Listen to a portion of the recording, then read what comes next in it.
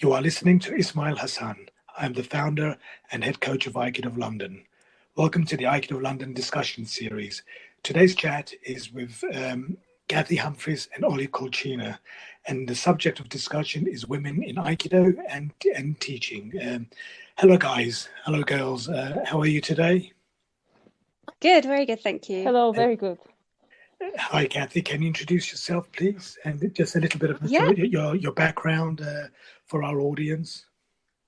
Sure. I'm Cathy Humphries, and I'm a musician. I'm a singer-songwriter, and I teach for a music service. So I teach whole school music in different schools, and I run a choir.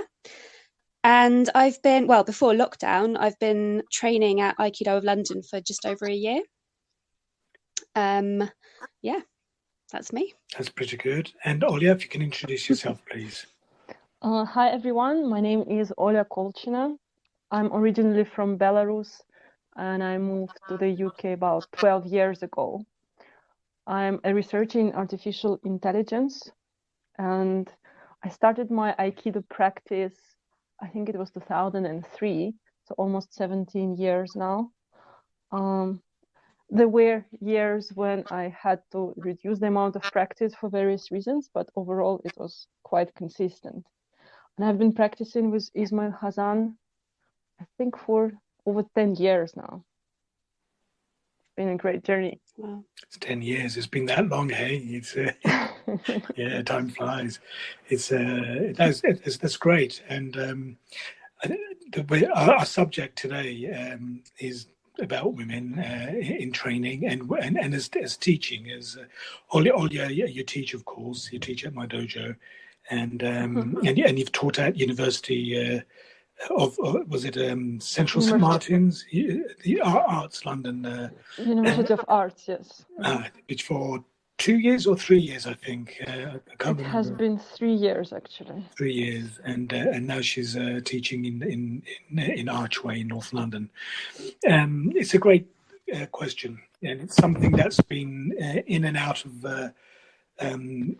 my radar and training radar for most places for a long time now, and it brings to mind to me my own experience, and if I speak of the dojo, which Aikido of London itself, where the balance is, I think, pretty healthy, and until recently, when this lockdown begun, the female side was growing very strongly, and it was something which I was very pleased with, and it's interesting.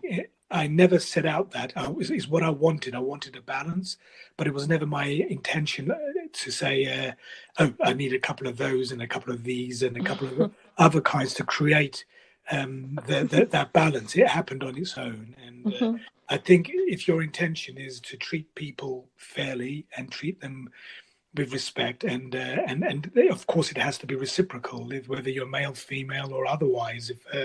If you don't take the training seriously enough, and I don't mean like super strict or anything, but openness and willingness to learn and listen to the advice given to you and work from there, just like everybody else. And if everyone is doing that, then it happens naturally. And also, I think it reflects society. Society is not predominantly male, even though some of us guys do like to think that that's the way it is, but it's not.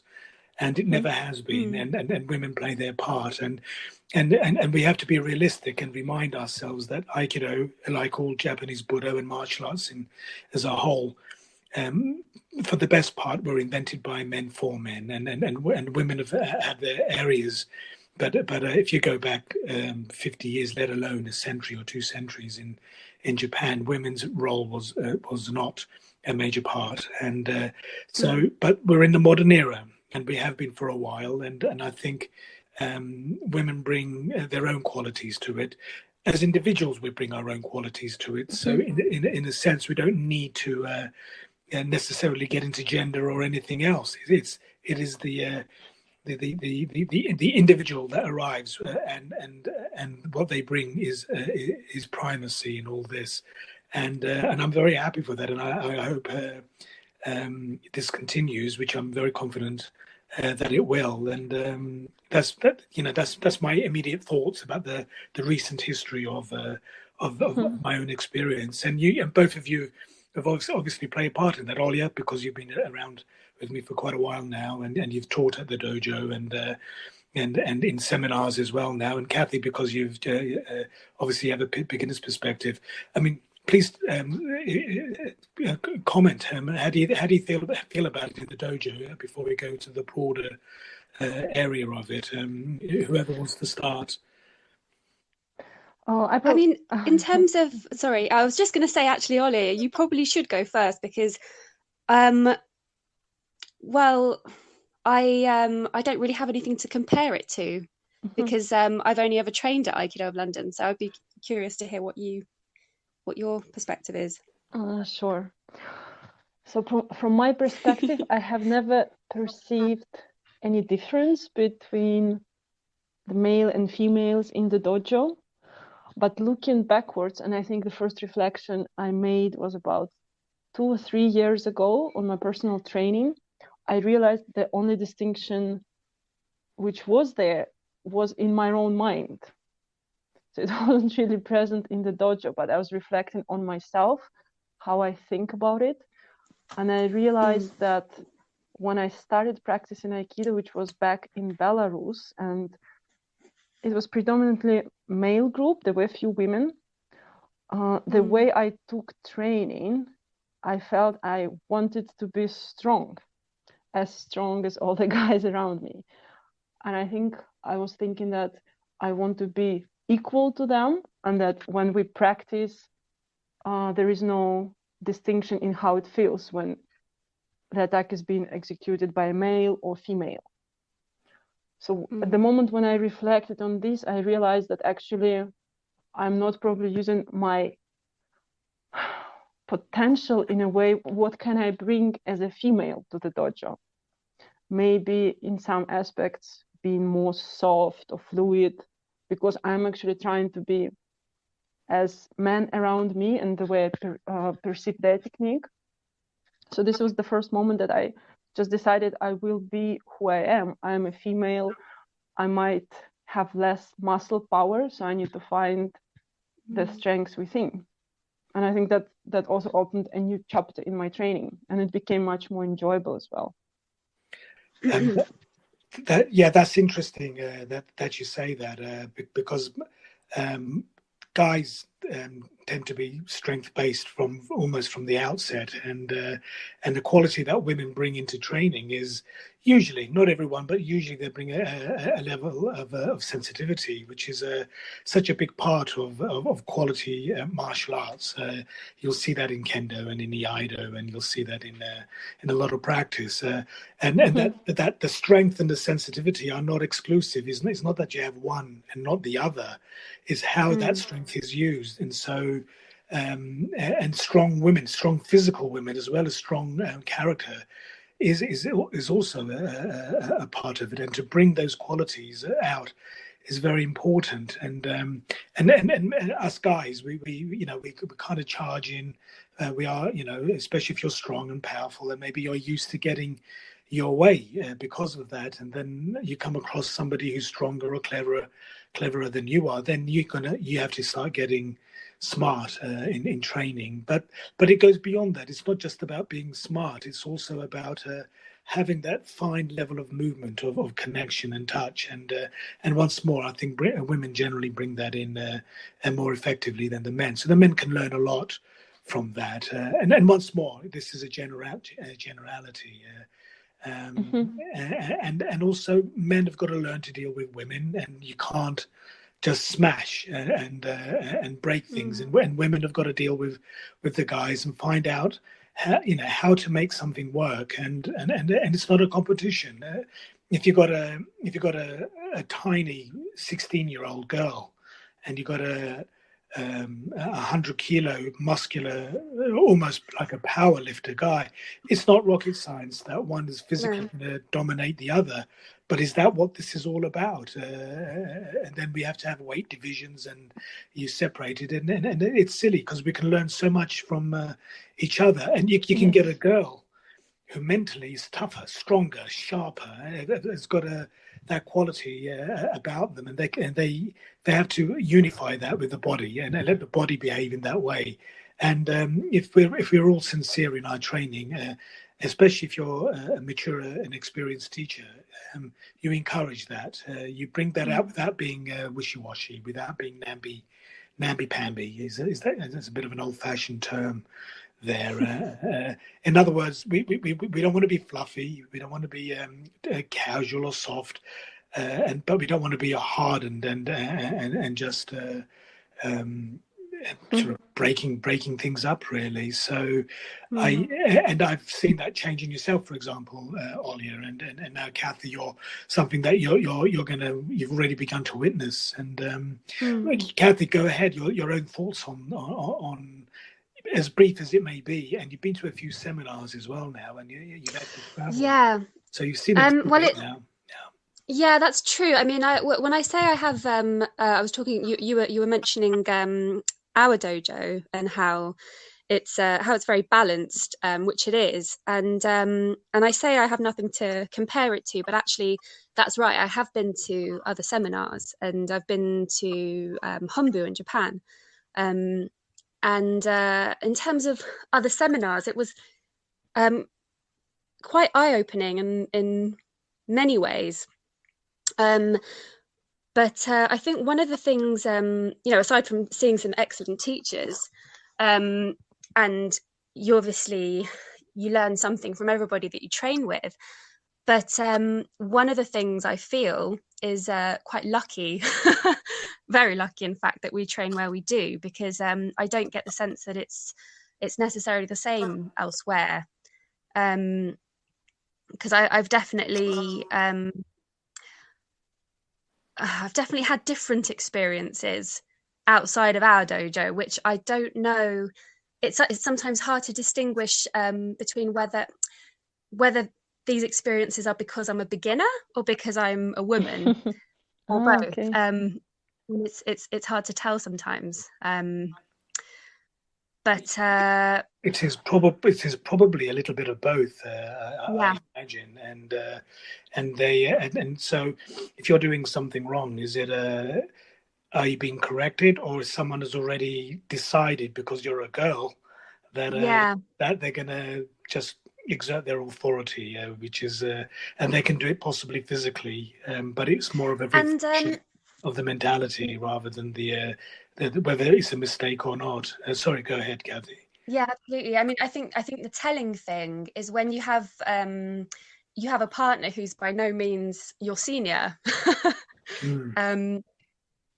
yet somehow you be given some advice, or however well-meaning it may be, but after a while, I suppose. I mean, I can give you examples. Yes, I think Cathy, you have a very good example. Yes, it will be very nice. Go for it, Cathy. Yeah. Which is is it a dreaded experience? Well, I mean, so there was one time I was training.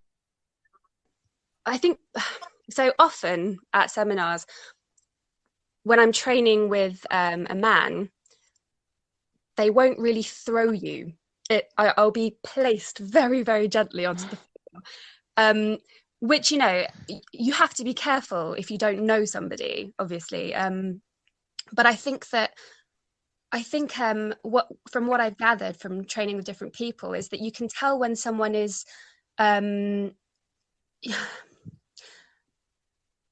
when you can tell you've got a good partner when they can quite quickly get a feel for how far they can push you, and how much you can take without sort of being clouded by any preconceptions.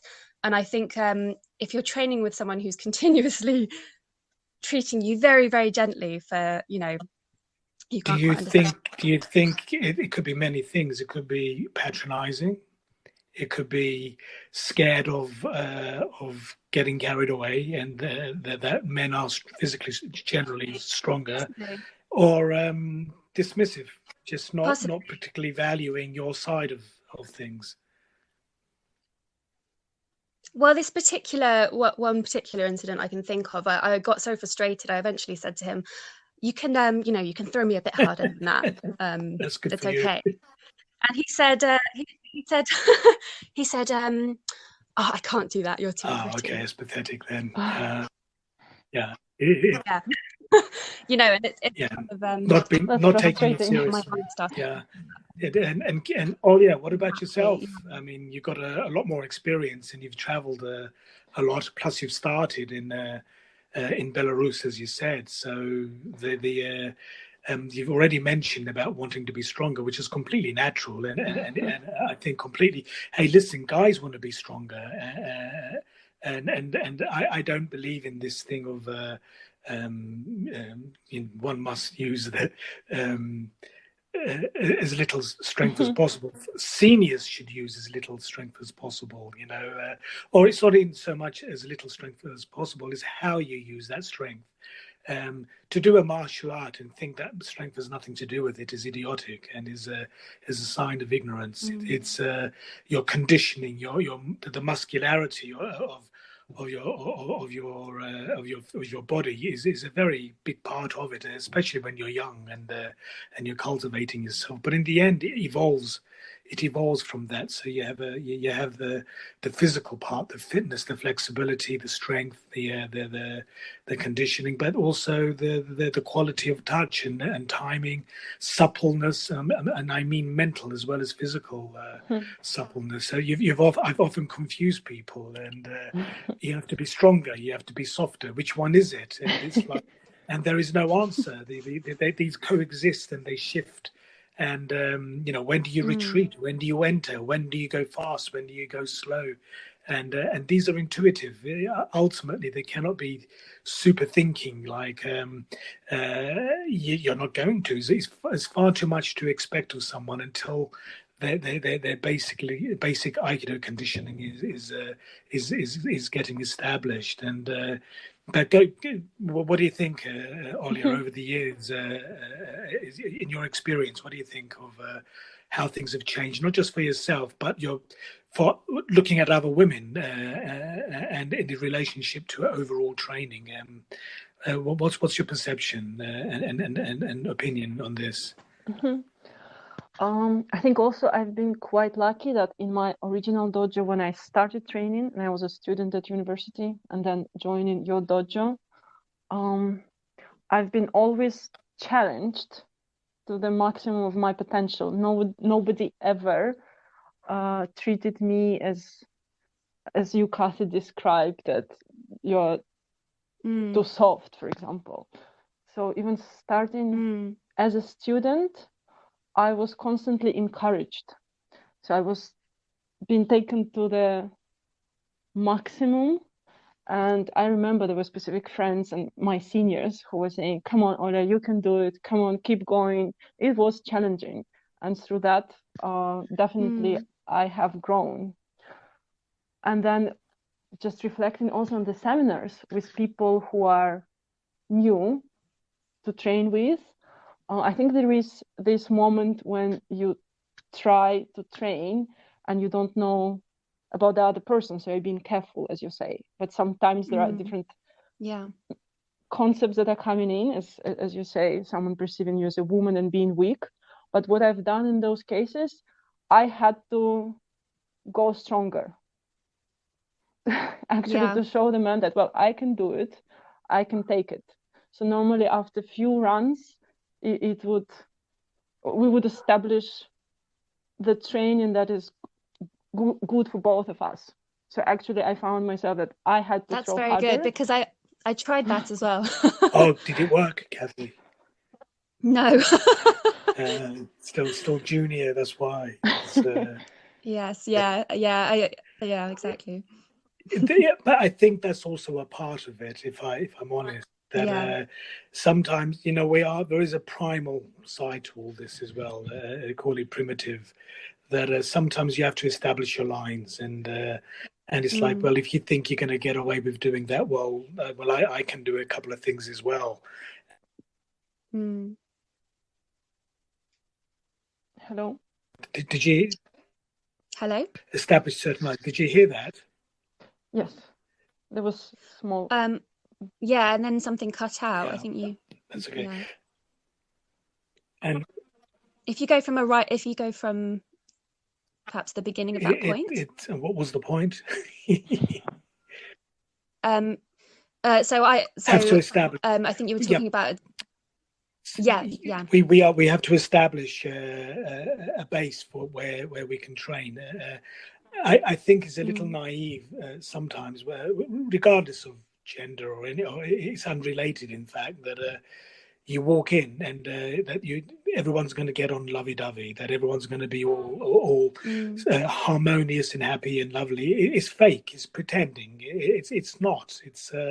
It means you're not really engaging, and sometimes you've got to get stuck in a little bit, and you'll find that it's more than physical. It's the personalities that are now coming into it, regardless of who the stronger is. But once you pushed it in a certain way, then it's like you establish something, and then maybe then the training starts. Then you start work. You're learning how to work with each other rather than just trying to dominate or overwhelm or.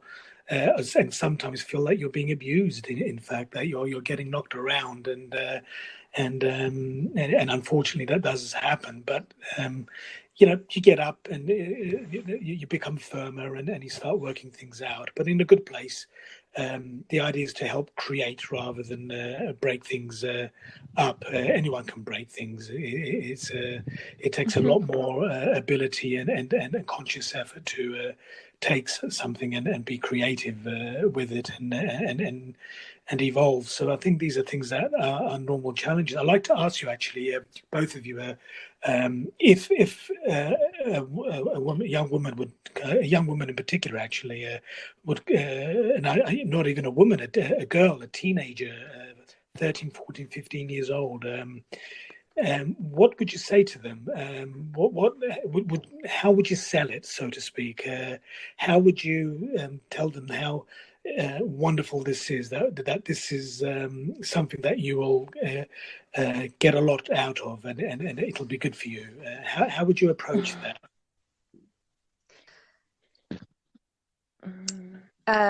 Personally, I'm very new to Aikido. I started.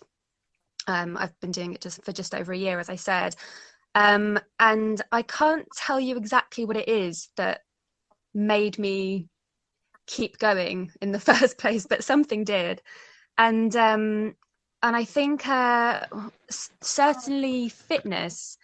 I actually thought I was quite fit until I started doing Aikido, and because I was doing a lot of running, and I thought that my running would help my Aikido, but funnily enough, it was actually the other way around. And I became a faster runner, beating my personal bests and things after starting Aikido. I think it kind of it builds a kind of stamina in you that I can't really compare to anything else. And I think the fact that, as you said, Aikido isn't necessarily about how big and strong you are. I mean, one of the best training sessions I can think of was in Japan, when I was training with this massive Japanese guy who was well over 6 foot, very, very broad. And the great thing about it is, even though he was much, much bigger than me, I mean, it was great because he didn't give me he didn't do me any favors. He didn't move unless I moved him. So, you have to find a way to take someone's balance without muscling your way through. So,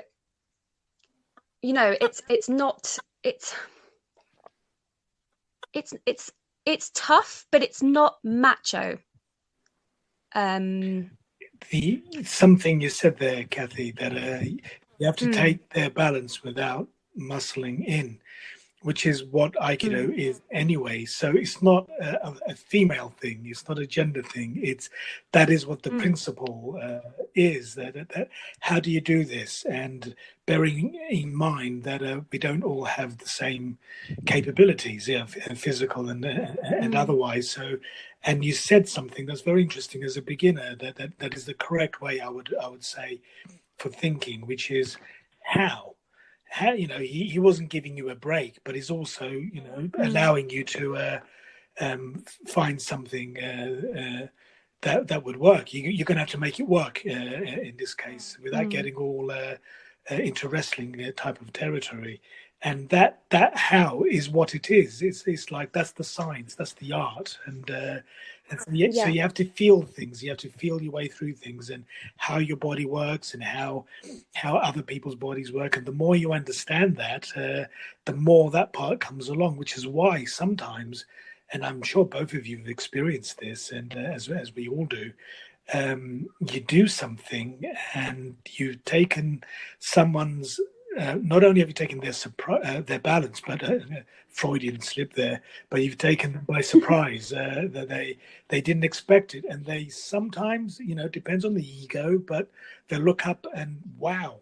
But other times they look up and not only how did that happen, they're a bit distraught. It's like they don't like the fact that this beginner suddenly figured something out and was able to do something on them, because that's what happens also with experience. You expect not to maybe get handled by someone junior to you, which is not right. You in order to keep your own training going, you continue until you get to a certain point, maybe like myself, where I teach, and I don't take ukemi that kind of way. But if I was training with you guys, I would. That part has never changed, and that's what gets lost in translation with a lot of this. But as a beginner, if you've had that experience, it's very good, and I would commend someone for you. But Olya, what about yourself? Someone coming along, 12, 13, 14-year-old, and they're looking for something, and how would you convince them in a way, it's a strange question, because really you shouldn't convince anybody of anything. It's like they see it and they like it, but how would you encourage them? Maybe that's a better way of putting it. Would you do it verbally, or would you just do it through training with them and encourage them through the quality of your Aikido and helping that way? What do you think? So, as you said, it is not possible to convince someone unless they make a choice. So, if this 12 or 13 years old already at least expresses interest to explore something about themselves and their own body, that's already a great start, because you have something to work with. So if they're willing to come to the dojo to try, because as you said, they have to try it. No words can explain what they might experience, and it is true about any sport. So if they have interest to, maybe it's just fitness, to improve their fitness or to learn something new, and they come to the dojo, for me, being a teacher and also reflecting on my own journey, I'm trying to show them the possibilities of their own body and freeing the energy, becoming more free within themselves. It's interesting to observe how these teenagers, when they first come in, and let's say if they stick to it after 1 year, how their personality is changing, because they become more confident. Some kind of freedom is being expressed through them. So if in the first classes we succeed in showing to them that there is so much to learn about our own body, about how it works, the dynamics, about how it works in relation to other people through the movement. At least for me, I was hooked on that, because I saw the limitations, and that it's my own vehicle that I carry along all my life, but I haven't actually learned how to use it properly. There are so many dimensions on how this can be explored. So I think it starts with this, just trying to understand the body, to find the freedom within the body, but then it connects to many other aspects, like mind-body connection. I think it comes later. How do you feel in terms of the broader sense that things have moved on. Society is very different today than it was when I was young, let alone before that. And women and their presence in sport, for example, is much stronger. You've got fantastic, fabulous athletes in the Olympics. There's professional football teams now with women that are very competent. In tennis is incredible. The ability there. So obviously it's changed. And the other one is boxing and MMA. Some of the most famous MMA, for example, is Ronda Rousey. I was watching a documentary on her quite recently, and it's just interesting. Some of the coaches are saying she approaches or thinks like a man when it comes to the way she trains, and she's. I wonder if by that they mean that if you've got a strong martial sense, that tends to be a masculine quality, a yang versus a yin balance, and yet she's a very attractive. She was a young, very attractive person. So her appearance contradicted her behavior in the ring, but I mean, obviously that's a very famous example, but society's changed, and especially us in London, where you've got a whole range of people from all sorts of backgrounds all over the world, and those cultures all have different ideas of a man's role or a woman's role. So, in the broader sense, you mentioned freedom, for example, but that applies to men and women. Men might think that they're free because they can express themselves physical power, but if this discovery, as you said, has a mind, body, spirit, that means the character, the personality, and if it's a man or if it's a woman, the female energy is expressed through that Aikido, and so there's always a danger that if you go purely on the muscular level, then you push very, very hard that way, and there's a part of it that is like that. There's no escaping that, as I've already mentioned. But if you stay exclusively like that, there's the chance you lose your identity, in yourself, that you become like the people around you, and rather than becoming who you actually are. And that applies for men and women equally, I would say. But from the society point of view as well, I mean, Cathy, what do you reckon on that one? It's a big one, isn't it? So it's far-reaching. Yes. I don't know if there's an answer, but I suppose what I'm going on about is, what do people aspire to? What do they look for, and what can Aikido offer a young woman that is back to the first point, beneficial to them? That is maybe a little bit different from going elsewhere to other activities. So I mentioned fitness before, and I think I think what you will get from it is possibly something that's just is quite personal to you, and can be quite different for different people.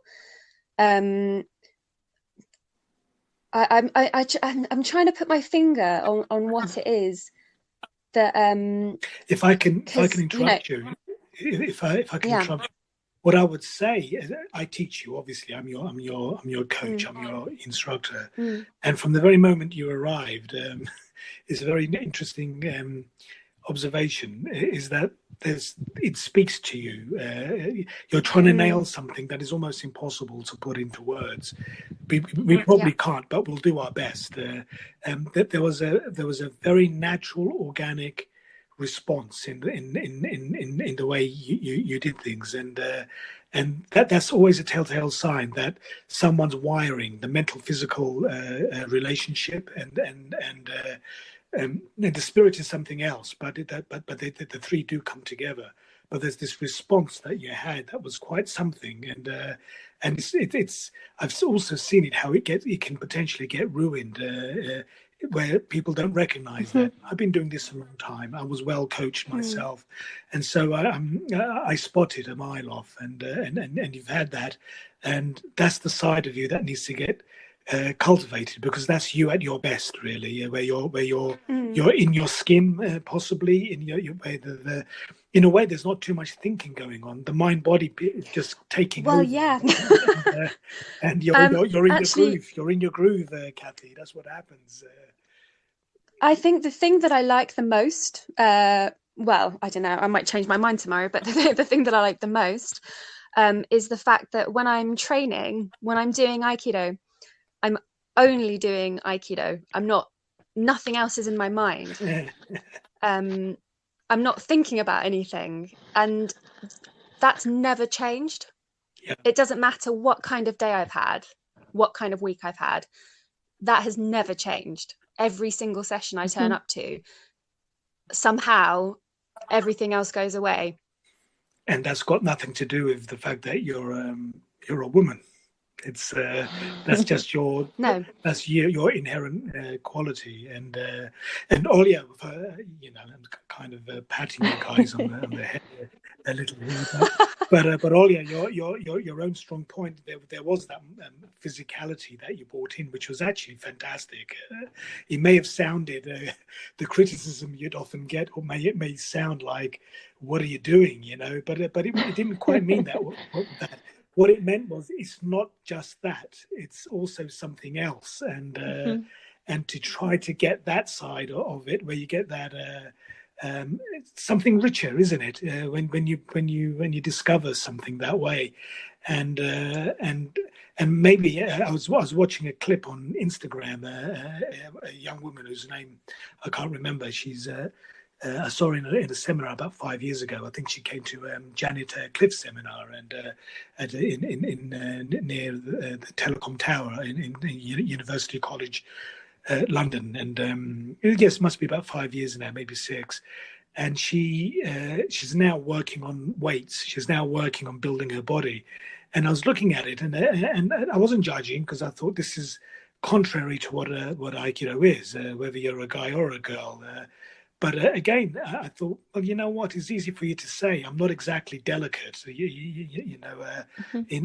got in my youth, I was very small, very slim, but I was all very strong for my size, and so it's easy for me to say that yes, you may have had those other qualities tucked away inside, but overtly, anyone would just see someone who's very determined, very, very intense, very strong, and very fast, and endurance was there. But it's obviously you don't push yourself that way, and if that's all it was, I knew there was something else, and that's difficult. You're letting that side takes a little time before it begins to work its way through, as we get older, maybe as we mature. So there has to be an appeal when we're younger, and that physical expression is a part of it.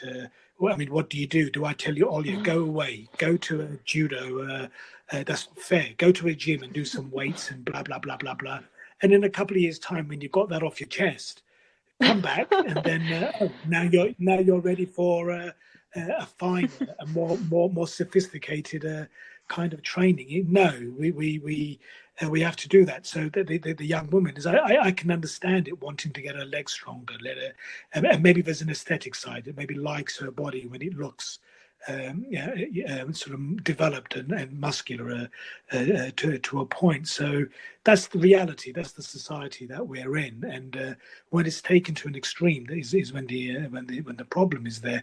One of the guys from Brazil that is in sports science, and he knows more about the body than most people. And yet for Aikido, his body's very confused at times, and not because he doesn't want to, but because it's trying to understand that it has become a challenge. But he started to, and then started to do it very well. But you look at the body, and if you like weightlifting and power building, it's upside down to what we're doing. We're gravity based. We want to understand how weight drops, and again, I think women have got an advantage in this, because they don't usually approach it with that strength exclusively strength based, they are well aware of gravity. When they hit that floor, they in a way there's not much choice, so you have to figure out things out a lot earlier. But yourself, Olya, is the strength was never the issue with that stuff, and you should, and anyone in your situation should never allow themselves to be told that it's not right. What they should be told is, on its own, just that on its own is not enough. This is not a one-dimensional. You're not a one-dimensional human being, and you're not doing a one-dimensional training system. And the opening up and realizing that there's so much nuance and subtlety and focus, and yet without losing the vitality.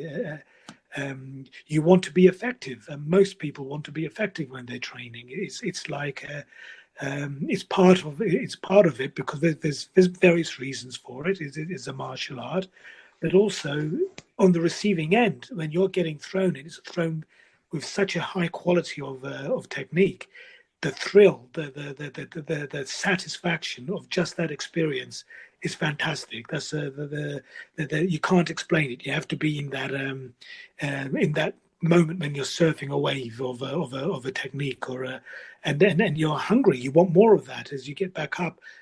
While you're doing that, accumulate that body of knowledge as you're going along.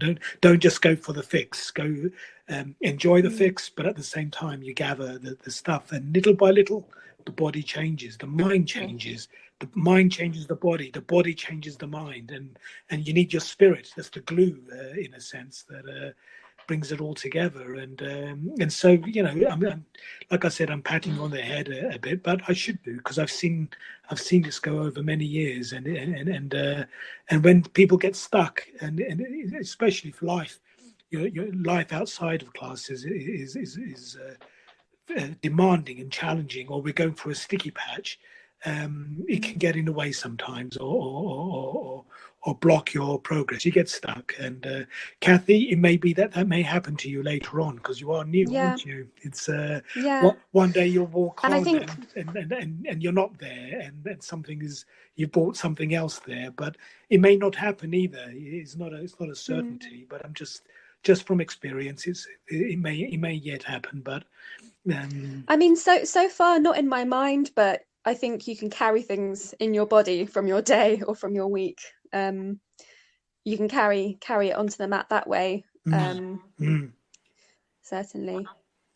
So, sorry, go I ahead. mean, Yeah.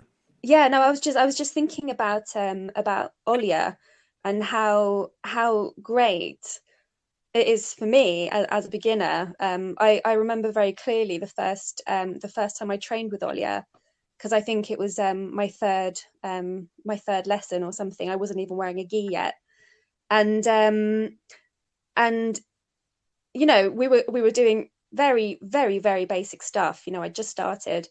But it was just really great to be able to train with a woman that was clearly very strong. And, you know, that was just at the start. But as you know, as the year went on, it's definitely a very positive thing. I think that we've got you know, good women in the dojo. And you've also experienced, was it in Bulgaria? You got to see Janet Clift? I No, you know, I've never actually seen her train. But I did do a bit of weapons training with her, which was great. But I am hoping to see her And at some point. Jenny, another senior female teacher, Jenny Flower, not Yes, so long ago, I think. yes, yeah, yeah. We went to a seminar of hers a few weeks back, which was yeah, it was great. It was very, very interesting, I think. Yeah. And that's very good. Um, and in terms of teaching, Olya, how are you finding that as a woman in this case? Do you think there's things that you bring in that says that I don't bring in, or some of the guys who teach don't necessarily bring in, or maybe the emphasis is a little different? Oh, actually, I have never thought about this, so it's an interesting question. I guess when I started it was probably a bit worrying for me that in the dojo there were no other female teachers. So I was probably a bit concerned how I will be received compared to male teachers. But again, I had to do my own work and focus on what I can do without just getting too much into thinking about it. I do. You became that person. Yes. Which is so you carry the honor of being the first woman teacher, and you're doing well. Sorry, I'm interrupting you. So probably one aspect that now I thought of is paying attention to the students and to where they are in terms of their practice, their strengths and weaknesses, and trying to help each individually on their journey, because some of the students, they might require probably quite a bit of a push, while others needs to be left alone.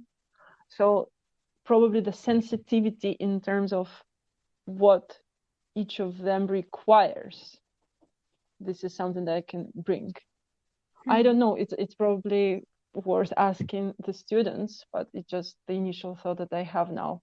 But I never thought about it before, so it's a bit difficult to answer straight away. Yeah, it's maybe a question that needs a little bit of thinking, Yes. that you don't have the time to Yes. do right now. And what about for the future? How do you see yourself, and how do you see the classes and the role of women evolving? I find it's a strange question yet again, because probably very similar to both of you. I've never separated the two. I've never, never created an atmosphere where that is the case, and so there's something very natural there. There's never been this inclination of, say, having an exclusive women's class. Not that I'm against it, but in asking some of the women at the dojo, they many of them didn't like the idea. They liked the idea of women developing and becoming teachers, and being encouraged, but not separate from the overall classes, and which I found that very promising and very encouraging, because I understand why a platform for women only is maybe gives women a chance to work things out without the guys breathing down their neck. But I think it also it I think takes away from the overall thing, that the idea is that everybody should be striving to work with each other. And like I said, not you've been there. It needn't be lovey-dovey. It needn't be enemies, but it needn't be roses either. There's a seriousness and yet and an enjoyment that are not exclusive to each other. That you love.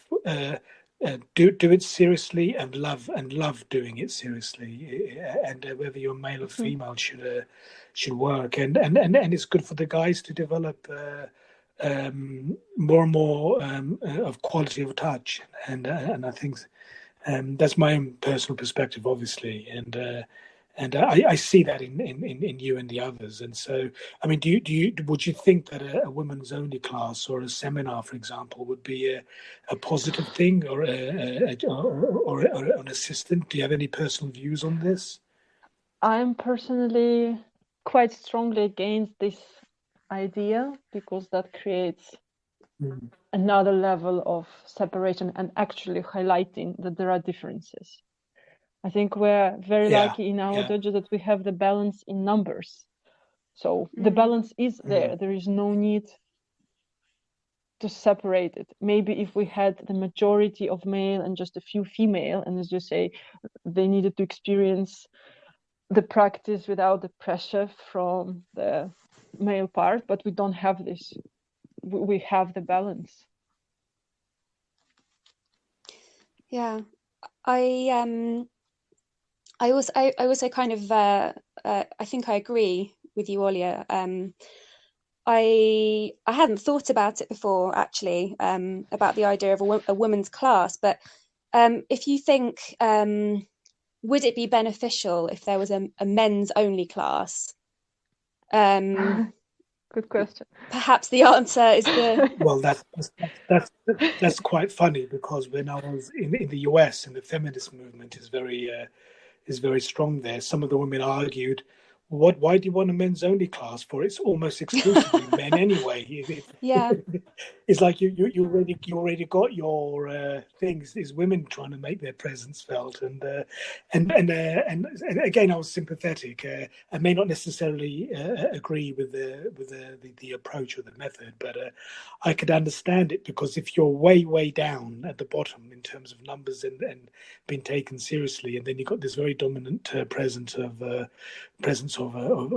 men, then yeah, you can see why, and there's a bit of catch up to do here. What do they call that? It's something about favourable in the employment. Yeah, in the workplace, where yes. you bring to bring the balance in there. It also can create a negativity, and I agree with Olya.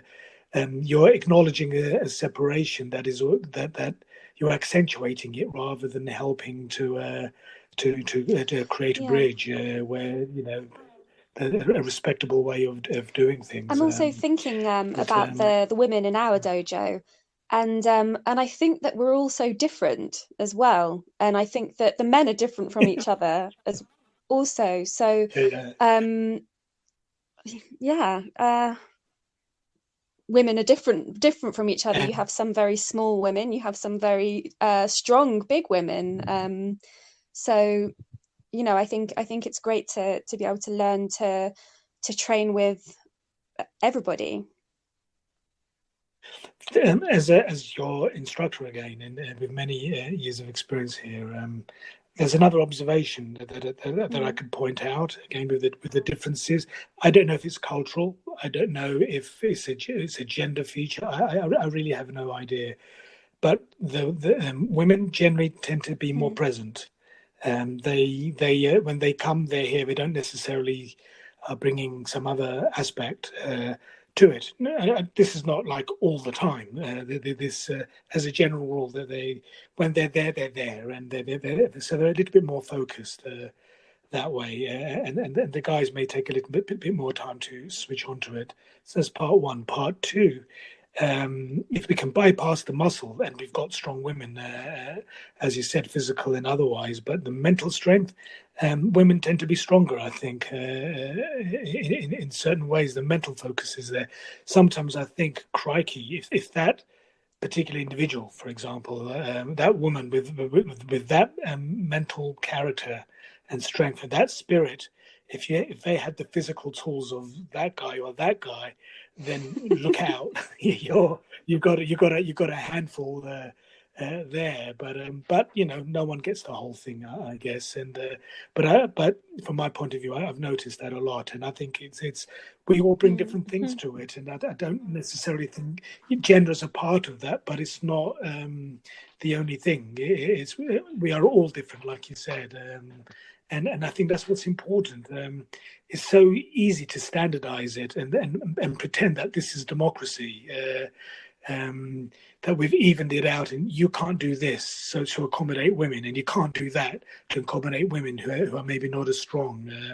And then when does that stop? When do you can't do this, but we allow that, and then we have to take this out of the not in the curriculum, and then you create a situation where the vitality's gone. You've made it. I mean, you've made it Mm, mediocrity is what I would say. And whereas, look, this thing is a challenge, and it's a bigger challenge than most things that you'll come across, and to just take a little nibble out of it along the way, maybe hopefully more than that, but just to whatever background you're from, to be if we are all small fish in a big tank, it's better than being the big fish in the small tank. I guess that's the and the huge tank is this training that we do, and I hope that doesn't sound exaggerated or a little over the top, but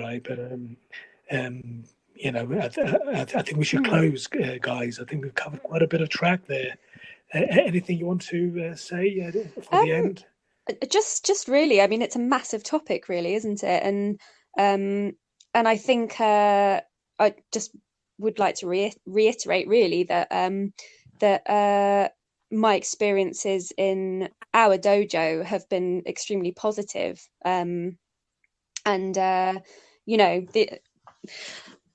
you know, sexism, whatever, exists everywhere, really.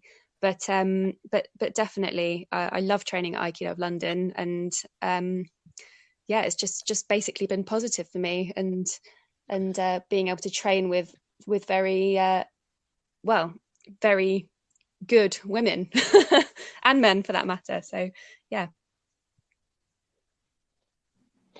I Olya? absolutely agree with Cathy. Actually, I have never thought even so deep as we discussed today about the topic, because I have never experienced the differences in terms of training within the dojo. And just probably to summarize, there is yin and yang in each of us. So as women, we would imagine that it's easier for us to find this yin expression in Aikido, but it's not necessarily true. And for some women, it could be the yang side. I found it challenging discovering yin as well. And it's finding the balance between both. And it's just a challenge for every individual, regardless of the gender. Yeah, I think that's a fantastic observation and discovery. I think you're spot on with that one. And I'd like to thank both of you for our long distance Thank you very conversation. I hope you enjoyed it, and look forward to seeing you in person as soon as Yes, time hopefully. allows, Yes. and hopefully soon. So thank Thank you, you very and much. goodbye. Thank you. Bye-bye. Bye. Bye.